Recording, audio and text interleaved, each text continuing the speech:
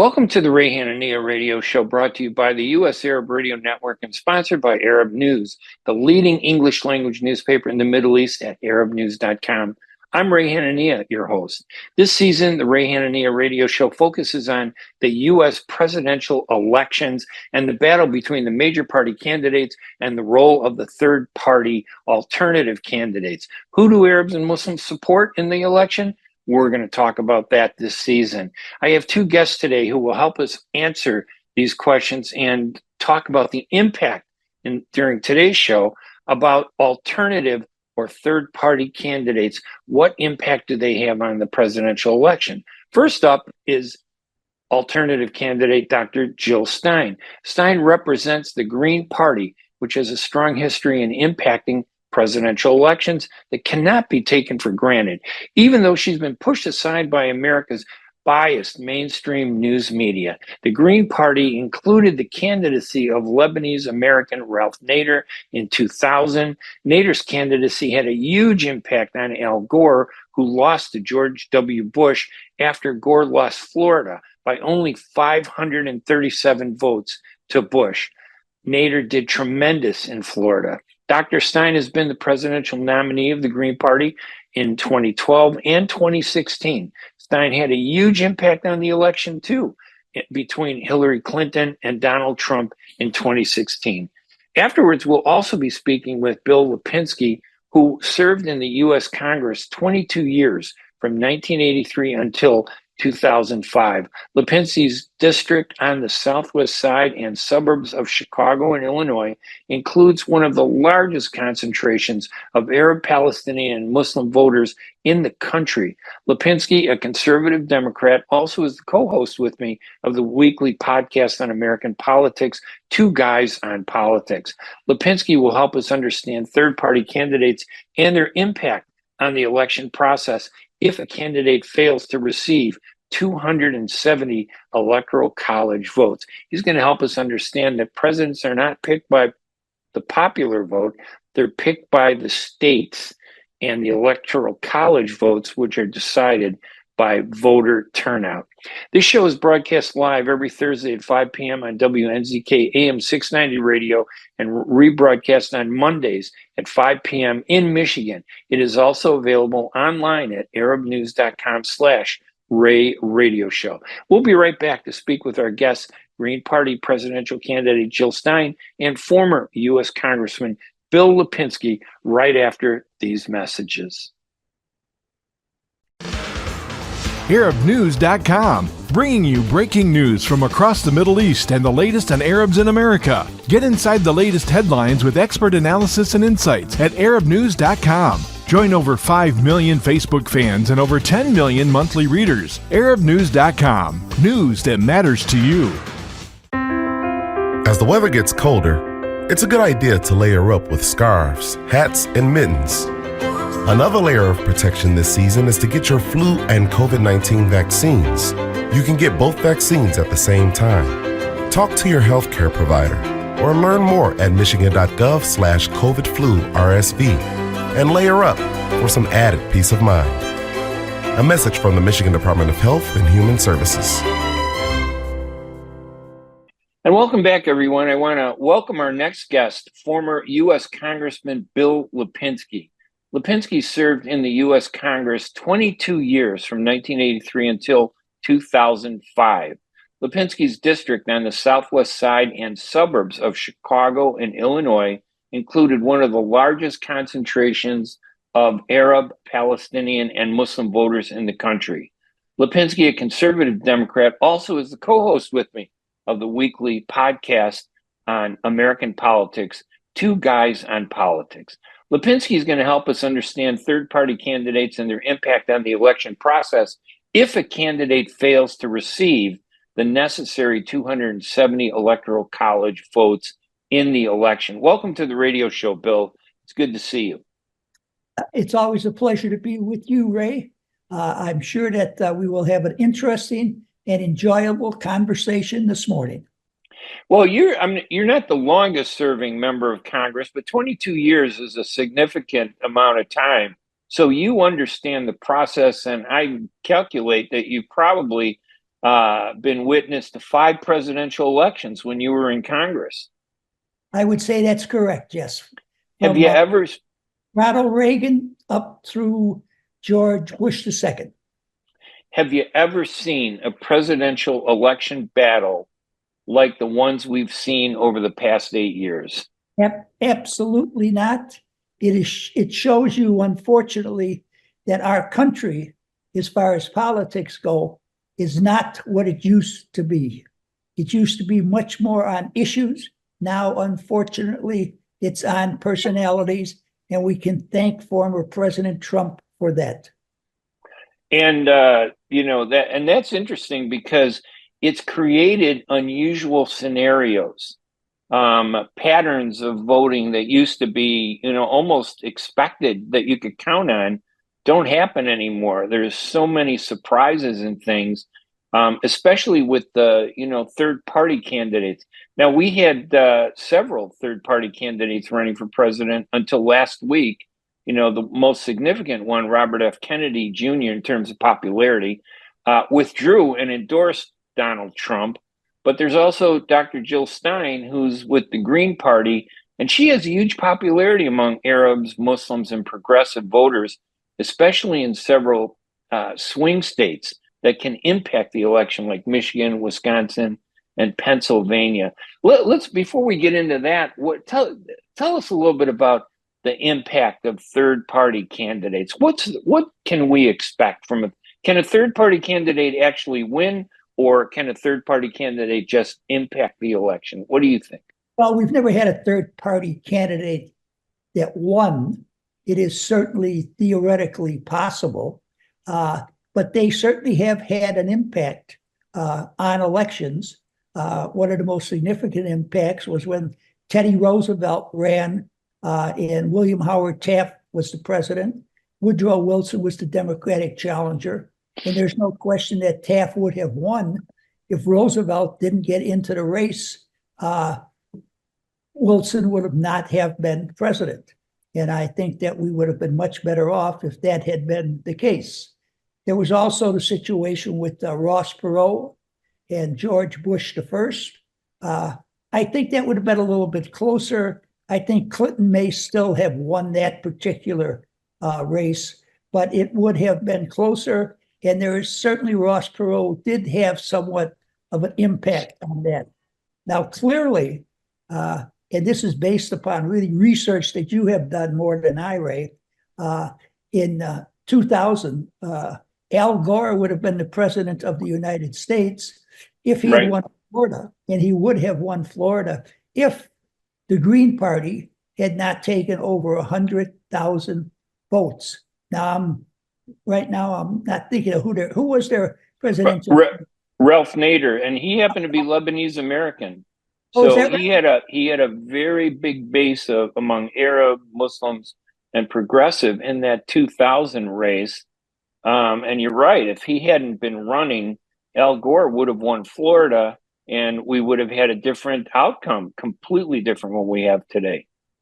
He's the man that wrote the book Unsafe at Any Speed, right?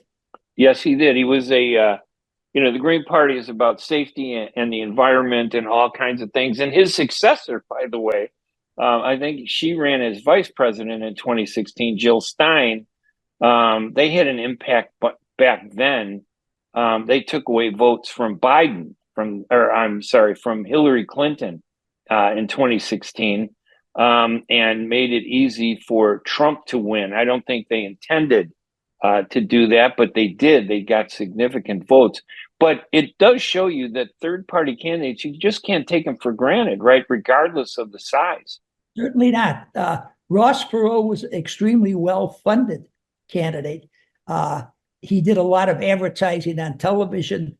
A lot of people got to know who he was, but he had no infrastructure really to deliver the vote to him come election day. There were many people who supported him, and if he had had any kind of ground game across the country, he would have had a more severe impact. But he didn't have anything like that because he really was not, much of a politician at all in the context of being politically, being able to harvest the votes that were out there for him. And Ross Perot, I think, was somewhat conservative, from Texas, because when I'm looking at the numbers in 1992 in that election where Ross Perot, Bill Clinton, and George H.W. Bush ran, Clinton only got 43% of the popular vote, and Bush received 37%. Ross Perot actually got 18.9% of the vote in that election, which was pretty significant. Certainly was. And I would venture to say that at least 15% came right out of the hide of George Bush. And cost them the election probably at that time. And just for the historians out there, when we were talking about Teddy Roosevelt in 1912, I guess I was just reading up on the history of that. President William McKinley was assassinated by a deranged anarchist in 1901, I guess. And Roosevelt then easily won the election, then in 04, and then in 08. And then as a result, Howard Taft became the GOP candidate and won the election, right? Who's the successor to Teddy Roosevelt? He was a successor. And then Taft ran for re-election in 1912, but Roosevelt had grown dissatisfied, I guess, with the Republicans and the third party ticket, the Bull Moose Party, I think they called it, which was Teddy Roosevelt, right? He said he wasn't going to run, but he came back and ran as a third party candidate, and resulting, I guess, in helping Woodrow Wilson win the election with only 41% of the vote. Yes, Teddy Roosevelt said he was as strong as a bull moose, and that's how his party became known as the Bull Moose Party. So the bottom line, I guess, is third-party candidates. Kennedy had the most. I mean, it looked like he varied from 5% to 20%. But with him out now, the only real impact, I think, is with Jill Stein, and I'm gonna be interviewing her for the radio show, but she isn't getting close to that popular vote, but she is getting that niche vote of Arab Muslims and progressives, and she could have an impact. Let's explain this, because people, like I said, think that American presidential elections are based on popular votes. That's not the case. No, it's definitely not the case. This is not a democracy. It's a republic. Now, there's a slight difference between those two, but there is a difference. And if no candidate receives the 270 votes necessary, electoral votes, that is, to be elected president, then it goes into the House of Representatives. So let's explain electoral votes. So each state gets a certain number of electoral college votes based on voting population and members of Congress, correct? Well, yes, it's based upon population, and the population gives you the electoral votes, but it also gives you how many members of the House of Representatives your state is going to receive also. So a state like California could have like 5 times as many votes, electoral college votes, as Wisconsin. We got a lot of little states, right, but those little states add up into big numbers when you compile them. And the Republicans seem to have the most states. When you just look at all of the map, they seem to control most of the states, although they're smaller states. And the Democrats seem to control some of the bigger states. But what happens if a candidate can't get those 270 electoral college votes? What happens? Well, the 3 candidates, you have to have electoral votes to have it go into the House of Representatives for any kind of contest to be held with 3 people. Right. So the top 3 electoral vote collectors in the general election, there is a vote in the House of Representatives. Now, let me backtrack here for a moment. Because when you get to the House of Representatives, no matter what the population of a state is, they still only have 1 vote. So California has 1 vote, Rhode Island has 1 vote. And the way that state position is determined is that there is an election within the state of who the state members of Congress represent, okay? Right. And say, just take California, 40 members. in California, there's going to be 35 of them, okay, that are Democratic, Right. Republican. So California goes for the Democrats, okay? Rhode Island, Alaska, states like that have two, their representatives will vote for the Republican, so they'll get one state. So in the House of Representatives, all 50 states are equal. Now, the District of Columbia doesn't get any say-so because that is not a state that is, it's not a state, it's a district, so Right. they're not involved. So we have a vote in the House of Representatives amongst the three highest, if there are three. Right. And let me just stop you there because I just want to clarify when you say, for example, California, the 35 Democratic members of Congress, it's based on who has the most, which party has the most members of Congress, Right. or which candidate's party. And in the case of all of them, as far as I know, it's just Republicans or Democrats. So in California, they have the most Democratic congresspersons, so they get the one vote. But in a lot of states, Republicans have the most, even though they're smaller states.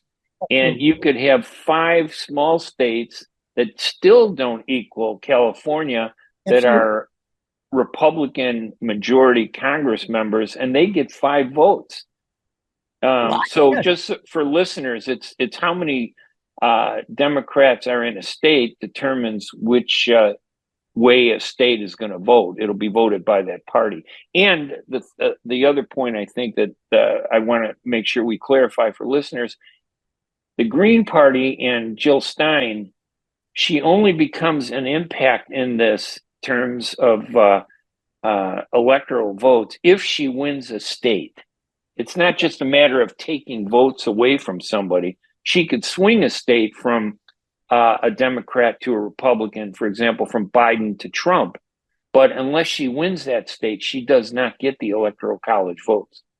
Correct. Now, as far as it goes to the House of Representatives, we have a vote with 2 or 3 candidates that have electoral votes.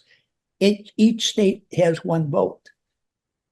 Until some party or candidate gets 26 votes, they just keep on voting. But after the first round, the candidate that has the least number of votes gets dropped out. So more than likely, it's only going to go 2 rounds, okay? Unless for some reason there's some states choose not to cast a ballot for either one of the two, which they can do. We can prolong it. Now, if it is prolonged, if we get to the normal day for swearing in the president, and the House still has not resolved who the president is going to be, the U.S. Senate will vote to select a vice president. And once they select a vice president, that vice president will act as the president until the House gets around to actually electing a president of the United States.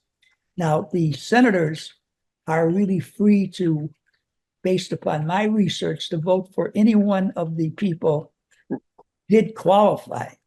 Regardless of party. Correct. Mm-hmm. Unlike in the House with the Congress members, it is possible the Democrats may elect a Democratic a vote, and that Democrat could pretty much vote any way they want, but it's unlikely. But in the Senate, you're saying it's up to the senators; they can vote any way they want. Based upon the research I have done, that is correct. Now, in the history of the United States of America, that has never been necessary, okay? In fact, the House has never had to select a president. There have been, when it looked like that might be the case, the powers to be in this country got together and decided who the president was going to be without really taking a formal vote in the House of Representatives. And it still comes down to, in almost any scenario, it's really unlikely that a third party candidate would win.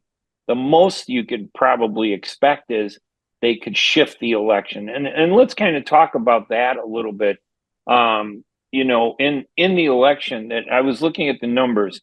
So Trump won Pennsylvania by about 47,000 votes, Michigan by only 10,000 votes, Wisconsin by 22,000 votes. In Pennsylvania, we're talking 6 million or so votes. These are small margins. Michigan, 5-6 million. Wisconsin was, I think, only 3 million, but 22,000 votes and 3 million is still small. That slimmest of margins was lost to Biden in 2020 when Biden took Pennsylvania back from Trump by only 80,000 votes. Biden took Michigan back from Trump by 154,000 votes, and Biden took Wisconsin from Trump by 22,000 votes. All those states have big Arab, Muslim, and progressive populations. Is Biden and not Biden, but Harris, who is now running, but Harris is a reflection of Biden, no matter how anybody wants to spin it. Kamala Harris is the Democratic nominee. Shouldn't that cause her some concern? Well, yeah, I think it should cause her some concern, but I think she is managing to slip away from Joe Biden on a number of issues based upon things that she has had to say recently. She praises Joe in a general way, but on specific issues, she is starting to distance herself somewhat from him.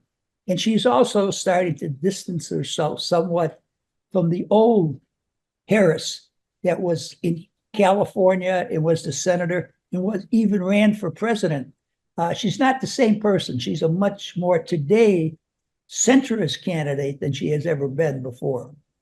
And Biden, and much more centrist than Biden, actually, I think, right? It's ironic. Joe Biden for 40 years was very much of a centrist Democrat. He runs for president as a centrist Democrat to bring us all together. He gets elected and he shoots right to becoming a progressive Democratic candidate. To the left. What has happened with Harris, she's been a progressive Democrat going back to when she was the state's attorney in San Francisco County, and then she was attorney general in California, a U.S. senator. She was very progressive, very much a progressive Democrat. Now that she's the Democratic nominee for president, she is slowly marching towards the center. It just goes to show you how much real consistency political people in this country have at the present time. Whatever it takes, that's their motto. And for listeners, again, we have a lot of listeners in the Middle East. When we're talking about American politics, a progressive would be somebody that is a leftist, far or liberal, far, not just liberal or leftist, but far to the left, far liberal, and I don't know what would be the equivalent in the Republican side, which is a conservative party, but even more conservative would be the far right. But isn't that normal in American politics that people get elected? Because I know a lot of Arab Muslims are telling me, oh, look at the things Kamala Harris hasn't said enough, on the issues that we want her to speak about. And I try to explain to them that, something, when people run for office, after the election, they moderate, they change, they adjust. Is that something that actually happens in elections where presidents will say one thing and then kind of adjust it, to what might be more realistic? Have you seen that? I think it happens more and more in American politics. I do not believe that it was that way from the time the Republic was founded up until probably sometime in the last 16 to 20 years. Prior to that, I think Ronald Reagan campaigned as a conservative Republican on, countless number of issues. When he got in office, he attempted to implement all of those points that he had supported during the course of the election. So he didn't change at all.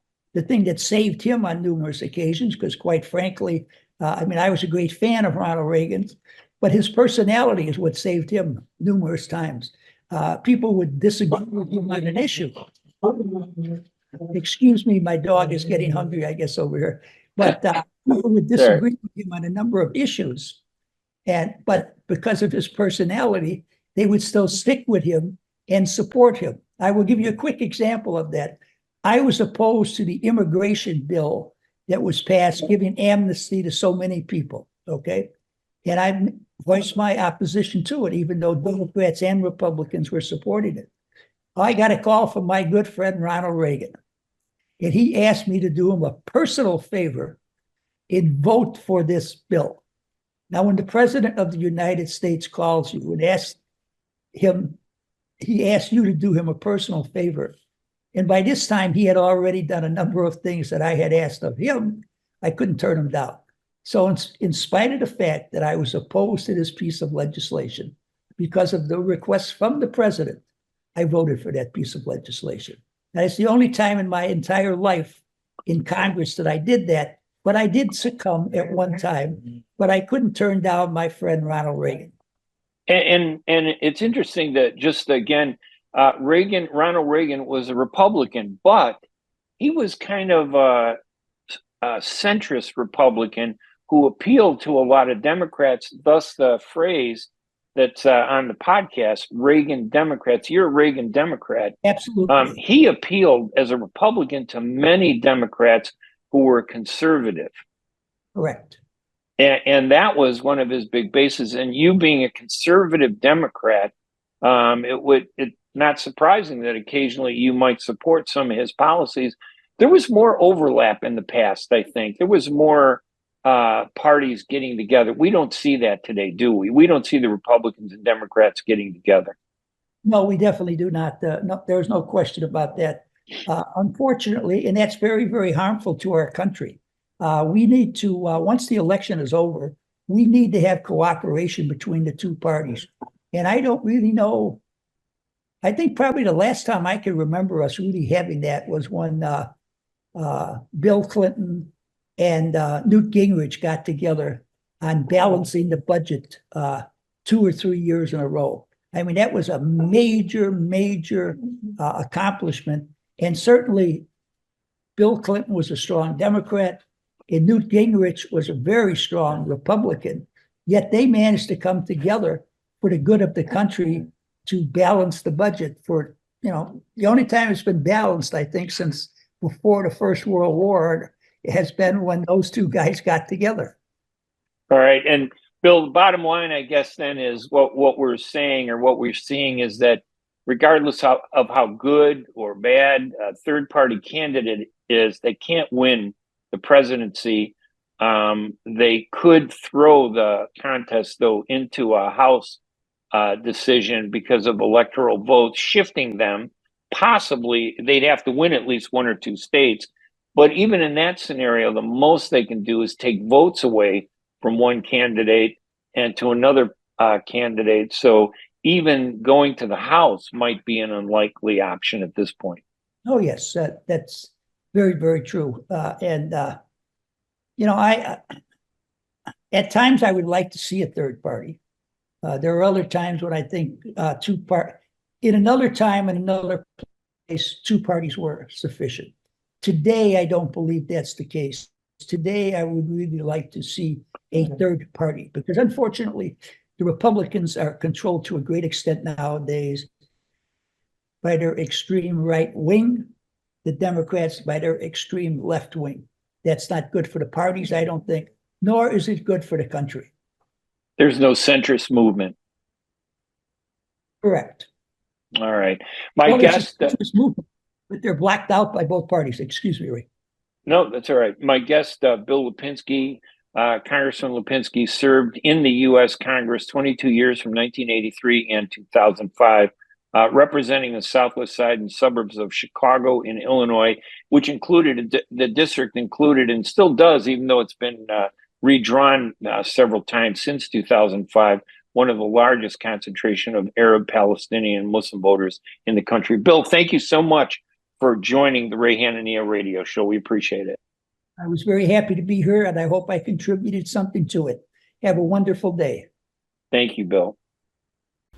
At Top Rehab Physical Therapy Clinic in Dearborn, we provide effective physical therapy sessions in order to limit pain and discomfort. Top Rehab provides physical therapy care for any diagnosis prescribed by a physician, and we regularly see and treat conditions such as stroke, TMJ, fibromyalgia, sciatica, joint pain, and more. We use a variety of pain management methods, including modalities, soft tissue mobilization, and therapeutic exercise. If you're in need of physical rehabilitation or physical therapy, get the highest quality health care at Top Rehab. Most insurance is accepted, and we're open Monday, Wednesday, and Friday 8 to 6, Tuesday and Thursday 8 to 5, and Saturday 10 till 2. Call for an appointment today at 313-846-0555. That's 313-846-0555. Choose Top Rehab Physical Therapy Clinic on Michigan Avenue in Dearborn. Life's too short to be in pain. So welcome back to the Ray Hanania Show. I'm Ray Hanania, of course, and I want to welcome my next guest, Dr. Jill Stein, the presidential candidate representing the Green Party. And we're going to discuss efforts by Democrats that have to block her ballot access, but her popularity among Arab and Muslims and progressive voters is huge. The Green Party has a strong history in presidential elections and included the candidacy of Lebanese American Ralph Nader in 2000.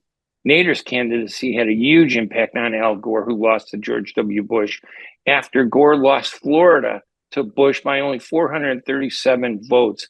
Nader did a huge vote in that state in Florida. Dr. Stein also ran on the Green Party ticket in 2012 and 2016, and she had a huge impact on the Hillary Clinton-Trump race. We're so honored to have you again on our program, Dr. Stein, and one day maybe we'll call you President Stein, okay? So thank you for coming on the program. It's my honor. Thanks so much for having me on, Ray, and feel free to call me Jill. All right, Jill. Listen, first of all, tell me, why are you running for president? Why this, these repeated campaigns to do that? What's motivating you, and what are the issues? Well, I got into this as a mother and a medical doctor, actually seeing our health as a nation, as individuals, as communities really going down the tubes. And as a healthcare provider, I became involved upstream to try to address some of the drivers of our ill health. And to make a long story short, I learned that there's no improving our health without addressing the mother of all illnesses, our very sick and corrupt political system. Whether you want to address poverty, which is a major driver, by the way, the number 4 cause of death and disability, from poverty to inadequate housing, actually a housing emergency that we have right now, to a lousy food supply, to a healthcare system that doesn't meet our needs. Basically, why I'm running is because in every dimension of our lives, we're in crisis, and the political system that we have is not capable of solving that. And we're only getting in deeper. We really need system change in order to provide the solutions that the American people are clamoring for. And, if there were another major reason to cite here, it's because the American people are really screaming for other choices that are not bought and paid for by Wall Street and the war machine. That is really the purpose of the Green Party's runs. That's why I've been involved in challenging this sold-out corporate political system for the past several decades. Now, I want to talk about the Middle East and your views on the Middle East. But before that, you're not just about the Middle East, as you just pointed out. There's so many important issues in this country that the other major candidates aren't talking about. Can you just give us kind of a summary of some of those issues and what would you do about them? Social security, the economy. I know we don't have a lot of time to go into everything, but give me your highlights of what you think need to be addressed.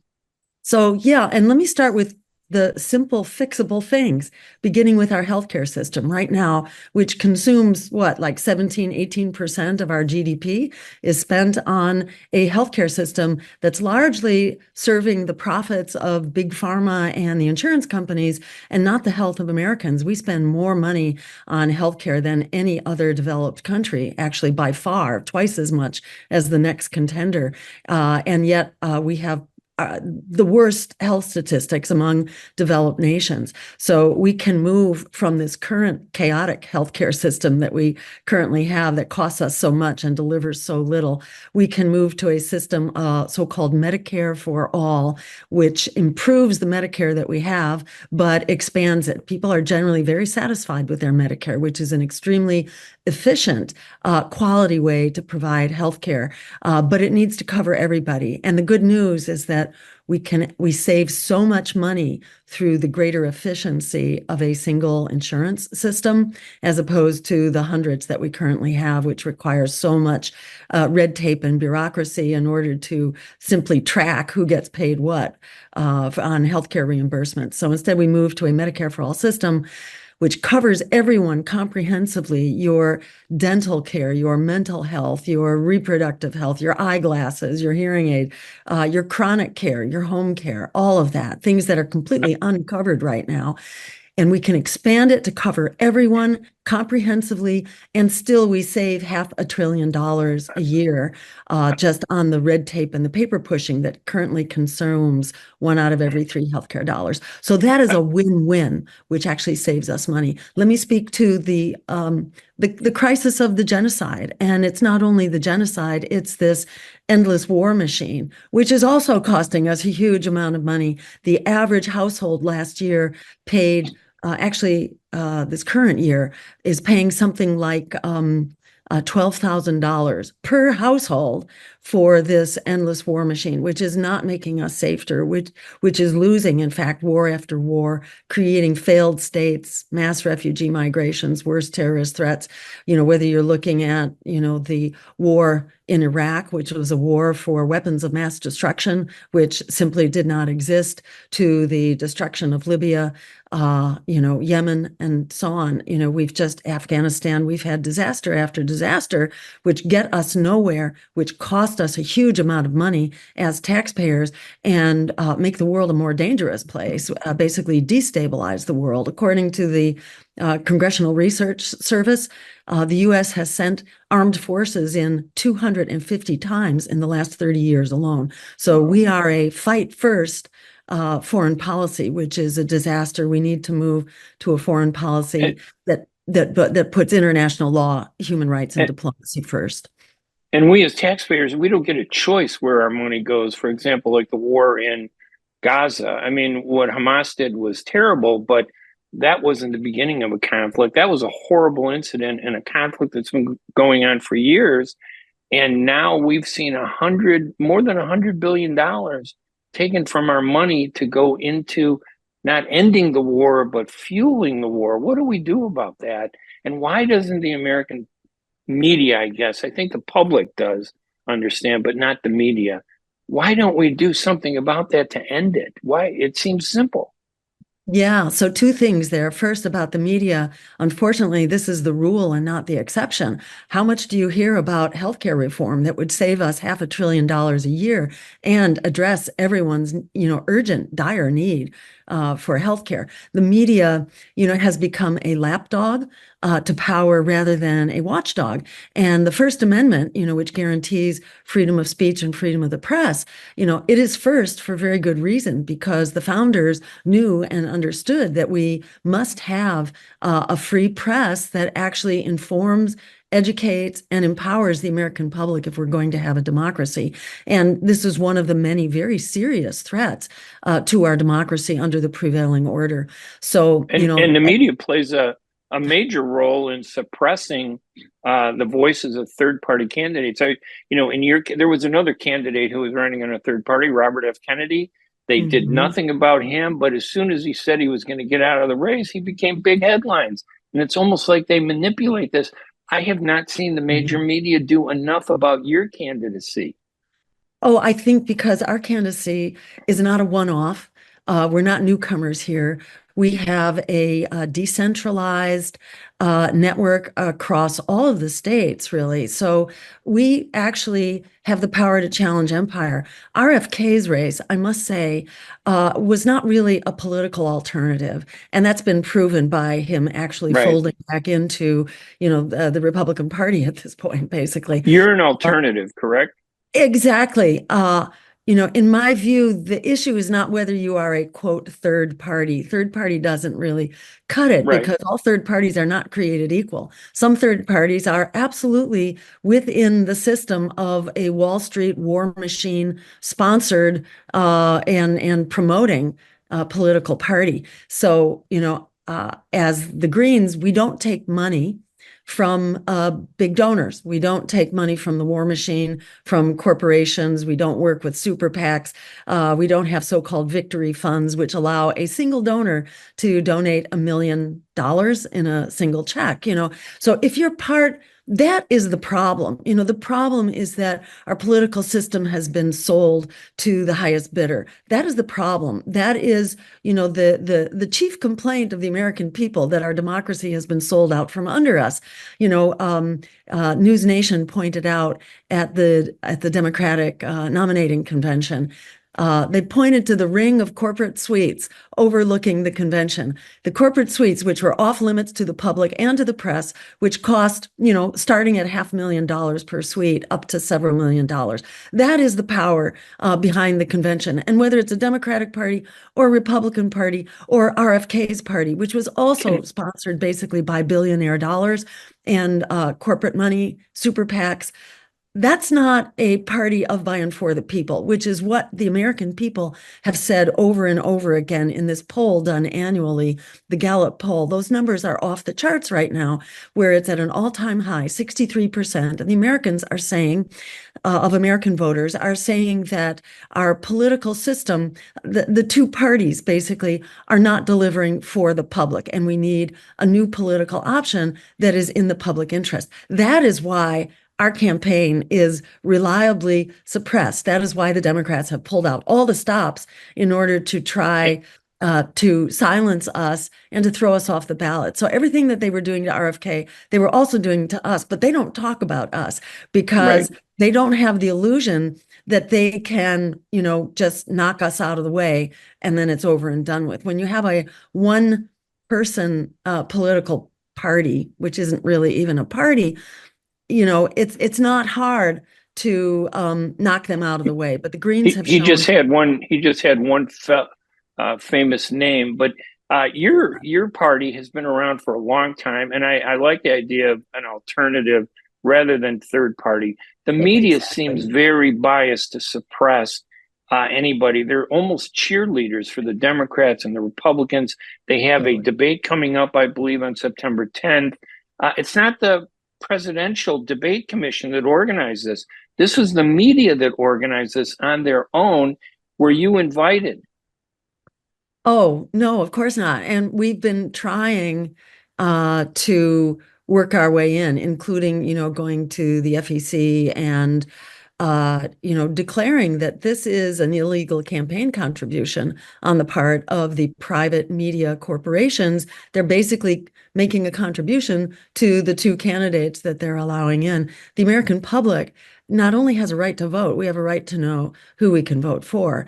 And, a responsible media would be including every candidate who's on the ballot in enough states that we actually could mathematically win the election. And on that score, we've been doing very well. We will be on the ballot for about 95% of voters. Just about every voter will have an anti-genocide, anti-war, pro-worker, climate emergency choice in the form of our campaign. And we will be the only one that's actually on the ballot for just about all voters. And they've been fighting you like crazy. I know you're in 38 states now. You have 10 more that you'll probably be on soon.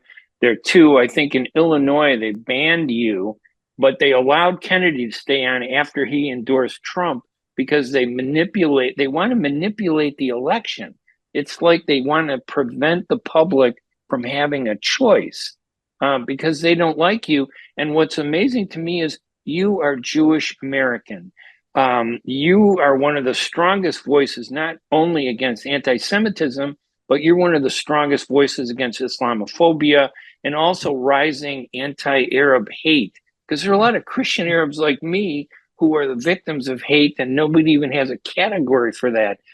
Every day we hear about this. How does this, I want to bring this back to the Gaza war. How would you stop that? What needs to be done there? What is the problem there, and what would you do to stop it?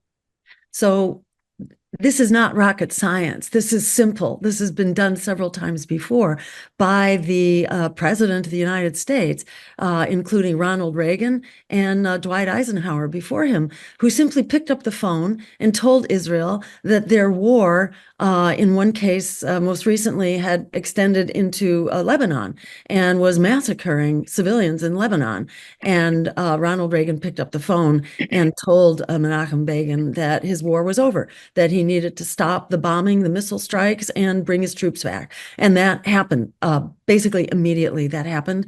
In the current case, the U.S. is providing 80% of the weapons that are being used to murder women, children, and innocent civilians.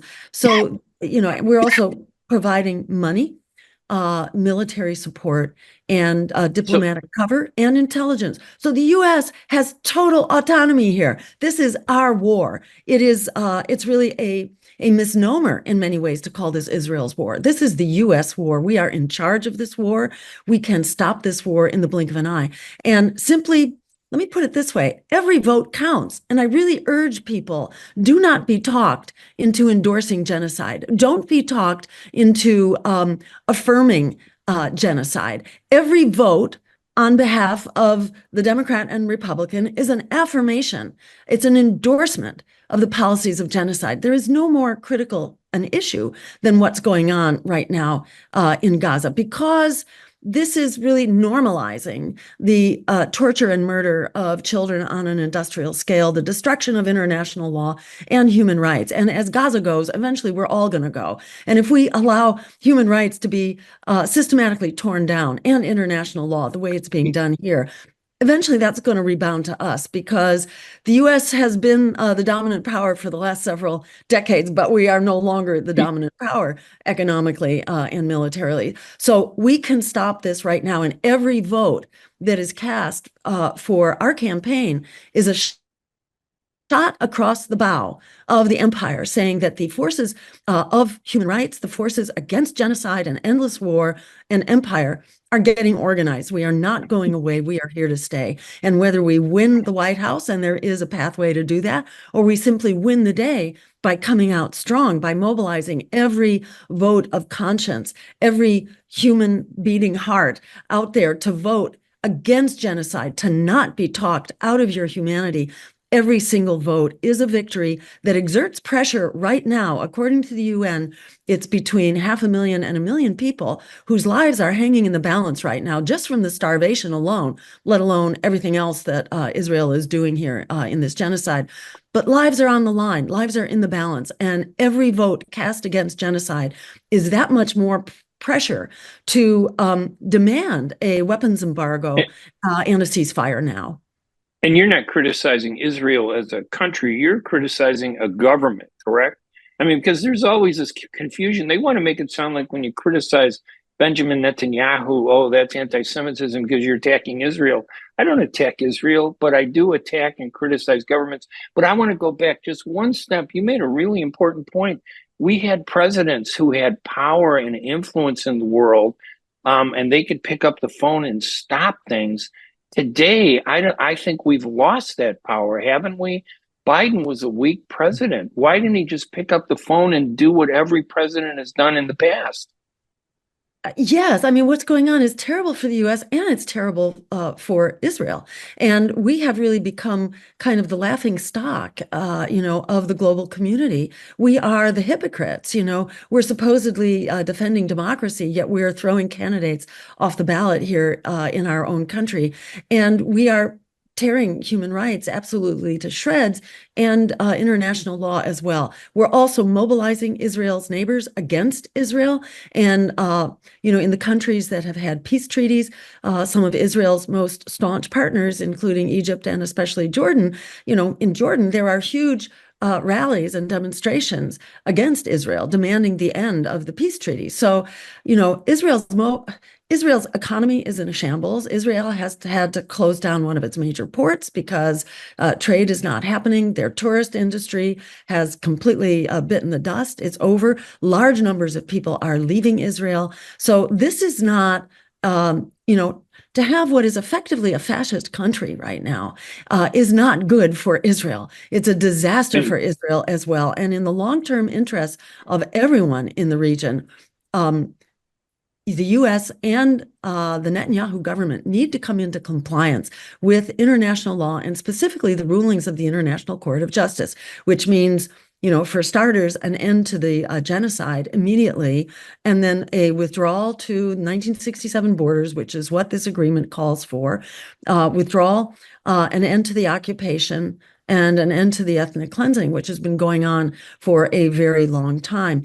To criticize Israel should not be conflated with anti-Semitism. Zionism and Judaism are very different things. Zionism is a political ideology. It is not the Jewish religion. And there are many, strong proponents of the Jewish religion who are fierce opponents of Zionism. Ultimately, we need to move to a region that respects the dignity, the security of all people in the region, whether it's Christians, Muslims, or Jews. We need to move, to a place where democracy and human rights prevail. And the sooner we get there, the better, starting with an end to the genocide and the occupation. And, I noticed that Netanyahu exploits all that all the time. He uses that deflection to protect himself as a shield. And it's amazing to me that we have both parties, kind of cheering him on. Nobody gets into the detail about that. If the Democrats, there are a lot of, not a lot, actually, there's some in the Arab community. I think the Arab and Muslim community are behind you 100%. There are a few that say, listen, if we don't support Harris, she's going to lose to Trump, and Trump is the bad person. That's almost like fear mongering in a way to the voters, saying, "Oh, if you don't go do this, if you vote for Jill Stein, Harris is going to lose." And I'm trying to think, what's the difference between Harris and Trump? I don't get it. Right. I mean, one is committing genocide right now. The other one promises to finish the job. So, one of the points we make is that you cannot identify who is the lesser evil in this race at this time right now, because you have the Democrats who've been leading the charge on several fronts for war. And whether that's Ukraine, whether it is the conflict, the rising conflict with China, which is mostly a concocted conflict. It's an economic conflict. It should not be a militarized conflict, which is extremely dangerous. And then in Israel, as well as the suppression of our civil liberties and our right to speech, our right to protest, you have the creation now of these cop cities, first and foremost in Atlanta, under a Democratic city council. You have these very repressive police forces and the takeover of huge quantities of land, some 40 acres, which has been a major resource for the African American community. That's basically been stolen by the Democratic government against the wishes of the people who are intensely mobilized against this. You have the Democrats who are inflicting this very repressive, militarized policing on the community and trying to suppress, in fact, a referendum. The public wants to weigh in on this, and the Democratic City Council of Atlanta is trying to prevent them from doing that.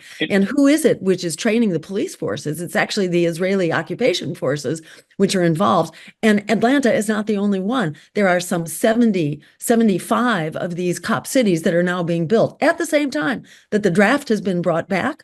The registration for the draft is now automatic. So, your sons and your daughters are being conscripted right now while the U.S. is charging forward under both of these parties to expand war and potentially to embroil us in World War III, nuclear conflict. They have absolutely no sense of restraint. And half of our congressional budget is being spent now on the endless war machine. So we are not meeting the emergencies that we have on healthcare, housing, education, and the environment. So this is a disaster for every American. And it's really important that we not be talked into drinking the Kool-Aid. Do not be intimidated. Do not have your vote extorted. As Frederick Douglass said, power concedes nothing without a demand. It never has, it never will. We have to be that demand. If we silence ourselves by voting for some lesser evil, if you can even figure out who that is, if we silence our demand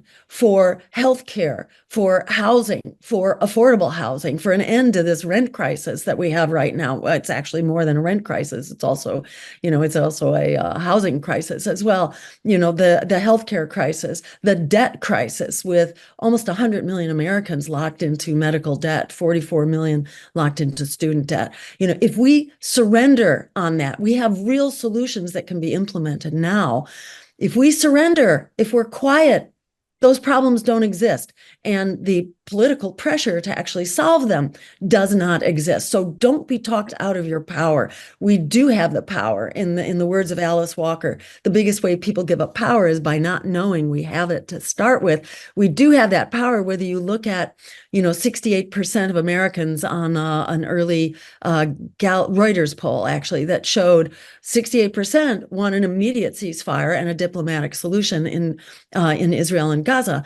And then more recently, you have a strong majority, over 60% of Americans, who want a weapons embargo now in order to enforce the end of this genocide. So we have enormous power just right there alone. Then add to that, tens of millions who do not have healthcare and housing and who will mobilize for our solutions if they hear about them. 1 out of every 3 voters in 2020 chose not to vote. Eligible voters chose not to vote. They tend to be young, of color, and lower income. These are the people who really resonate with our agenda.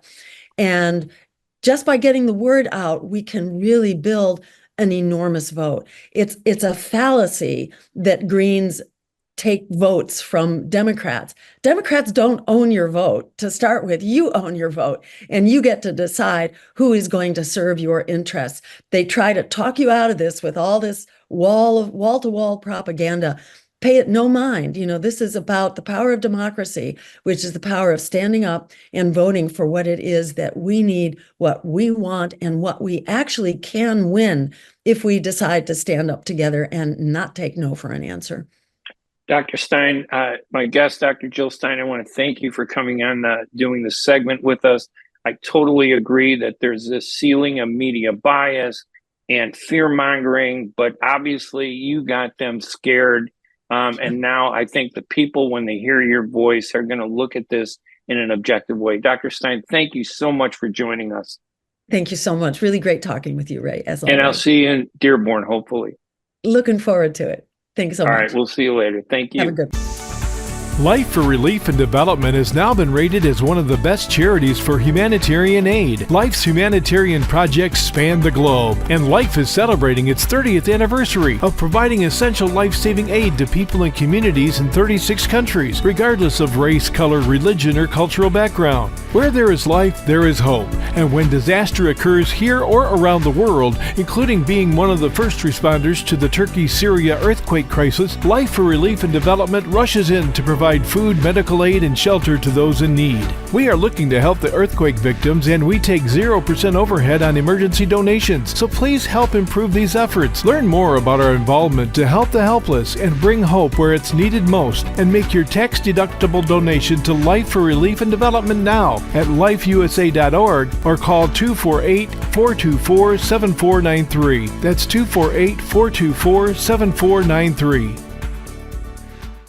Thank you for listening to the Ray Hanania Radio Show, brought to you by the U.S. Arab Radio Network and sponsored by Arab News, the leading English language newspaper in the Middle East at arabnews.com. This season, the Ray Hanania Radio Show focuses on the U.S. presidential elections, the battle between the major party candidates, former President Donald Trump and Vice President Kamala Harris, and the third-party contenders who could push the election into the House, Robert F. Kennedy Jr. and Dr. Jill Stein. We'll be back next Thursday with more special guests to help us understand the role Arab and Muslim voters in America are playing in the presidential election. Check out our page at arabnews.com/Ray Radio Show for all of the programs that we've recorded and all of the story links that have been written about the program. And also you can go to my website at hanania.com, Hanania, hanania.com for my columns, my radio shows, my podcasts, and all my writing at Arab News. Have a great week, everybody. See you next Thursday. Good evening.